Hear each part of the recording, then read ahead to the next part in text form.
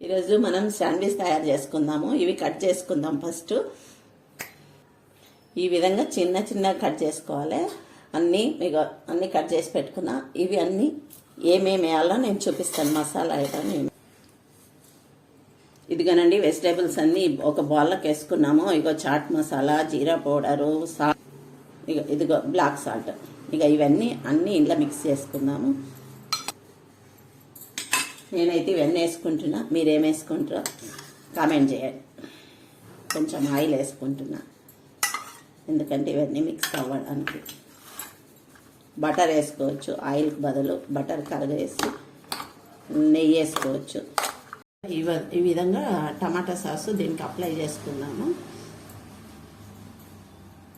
ఈ విధంగా చీజ్ వేసుకుందాము. అని కట్ చేసి పెట్టుకున్న మిశ్రమం ఉంది కదా, వెజిటేబుల్, దీనిలో అంతా ఇలా అప్లై చేసుకుందాం. దీనిలో మంచిగా రెడీ అయిందండి.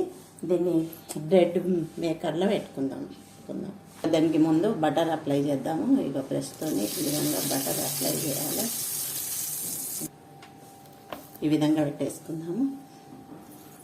ఇది గ్రీన్ కలర్ లైట్ వచ్చిందాక ఇది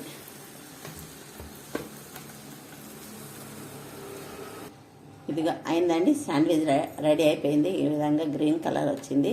ముందు కూడా ఎందుకు ఉంది గ్రీన్ కలర్ అంటే, అది నేను బాగా ప్రీ హీట్ చేసుకున్నా, అందుకనే ముందు కూడా గ్రీన్ కలర్ ఉంది. ఇదిగా హెమ్మీగా టేస్టీగా శాండ్విచ్ రెడీ. ఇది చాలా టేస్టీగా ఉంటుందండి.